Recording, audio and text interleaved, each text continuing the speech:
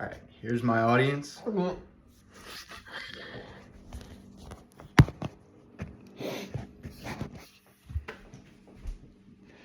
Nearly a century apart, the United States attempted two major bans, one on alcohol and one on drugs.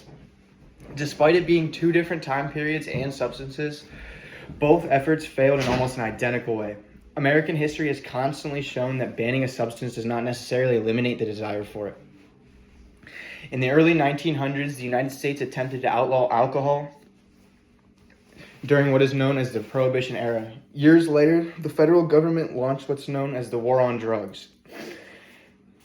They carried an intent of eliminating illegal drug use. However, both of these policies failed, not because of poor intentions, but because they misunderstood human behavior and the realities of enforcement itself.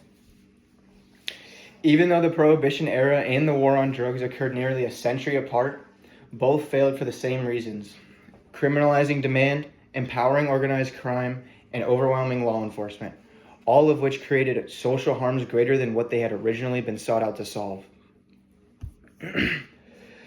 The Prohibition era officially began in 1920, starting with the ratification of the 18th Amendment.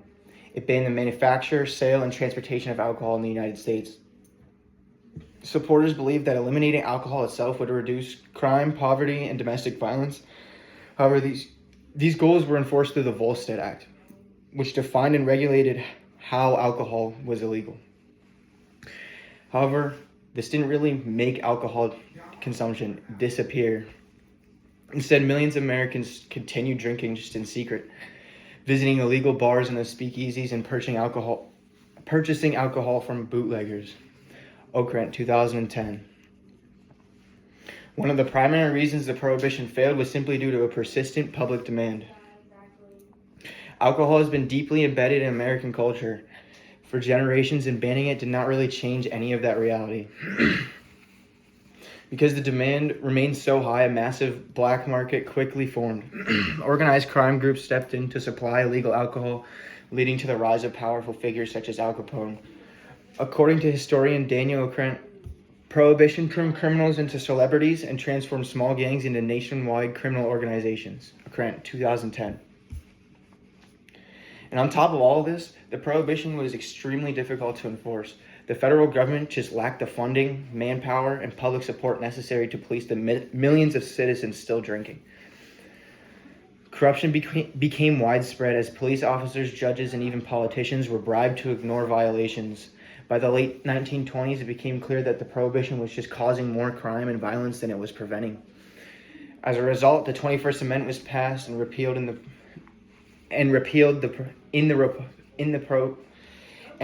Prohibition in 1933. U.S. National Archives, 2018. Decades later, the United States repeated many of the same mistakes with the War on Drugs. Officially declared by the President Nixon in 1971, the War on Drugs aimed to eliminate illegal drug use through strict law enforcement, harsh sentencing, and international drug interceptions. Like the Prohibition, this policy focused heavily on punishment rather than any prevention or treatment, though. Alexander, 2010. Despite decades of enforcement, illegal drugs remain widely available. Demand for drugs never disappeared, and drug use rates have fluctuated rather than declined long term. Just as bootleggers thrived during the Prohibition, drug cartels and trafficking organizations expanded during the War on Drugs. The illegal drug trade became one of the most profitable criminal enterprises in the world, fueling violence both domestically and internationally. This is from the Drug Policy Alliance, 2023. Even with trillions of dollars spent on enforcement, drug availability has remained mostly unchanged. A report by the U.S. Government Accountability Office found that federal drug control efforts have limited effectiveness in reducing drug supply, noting that illegal drugs such as cocaine, heroin, and methamphetamines remain widely accessible across the country still. This is by the U.S. Government Accountability Office in 2010. This closely mirrors the Prohibition era's outcome, where an increased enforcement failed to reduce the level of alcohol consumption, but significantly increased the violence and illegal activity. Another major consequence of the war on drugs was the mass incarceration.